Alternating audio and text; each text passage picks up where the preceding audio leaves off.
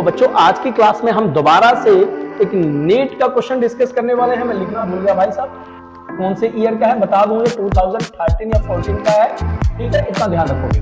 Question क्या कहता है कि भाई साहब कंसीडर कर लो कि सेपरेट सॉल्यूशन, आपके पास अलग अलग सॉल्यूशन, पहला दे दिया 0.5 मोलर का, कलर चेंज कर लो इसके लिए, 0.5 मोलर दे दिया इथेनॉल दे दिया भाई साहब, 0.1 मोलर दे दिया मैग्नीशियम फॉस्फेट दे दिया, इधर आप देख सकते हो, और 0.25 दे दिया पोटेशियम ब्रोमाइड, और 0.125 दे दिया बच्चों क्या, sodium phosphate. Temperature condition ideal है 25 डिग्री सेल्सियस। कहता है इन सभी में से which statement is true about the solution, in solution में से इन सॉल्यूशन की कौन सी बात बिल्कुल सही है। और सॉल्यूशन कैसे है बच्चों, ये साल्ट है सारे के सारे, और स्ट्रॉन्ग इलेक्ट्रोलाइट है, पता होगा ना स्ट्रॉन्ग इलेक्ट्रोलाइट, वो हम इलेक्ट्रोकेमिस्ट्री में डिस्कस करेंगे।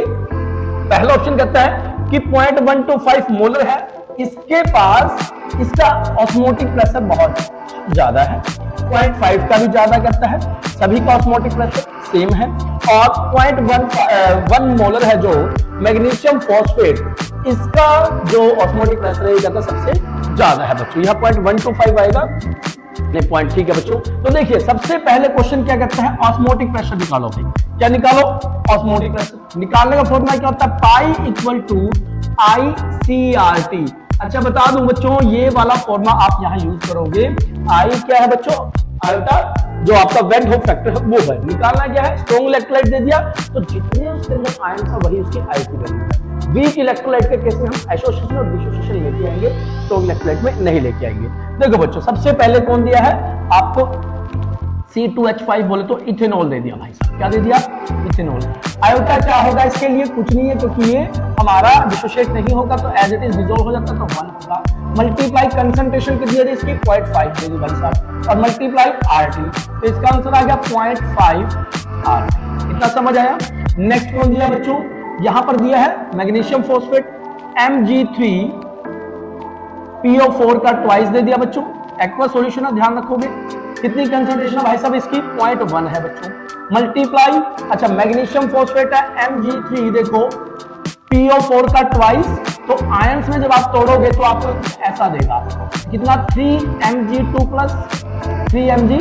प्लस, और यहां कर दोगे 2PO4 -3, ठीक है ना। तो यहां पर आयंस देख लो, यहां 3 है और यहां 2, तो आयंस कितने हो जाएंगे भाई साहब आपके 5, और ये RT, तो आपके पास यहां भी कितना आ गया 0.5 RT।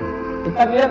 नेक्स्ट देखिएगा, नेक्स्ट दिया है 0.25 KBr, KBr में कितने आयन है, एक पोटेशियम एक ब्रोमाइड, तो 2 आयन है, तो यहां मैं 2 मल्टीप्लाई और कंसंट्रेशन देखिए भाई साहब 0.25, मैं आगे पीछे लिख रहा हूं उसका ध्यान रखना, ठीक है। RT इक्वल टू फिर आ गया 0.5 RT, क्लियर है बच्चों, ठीक है।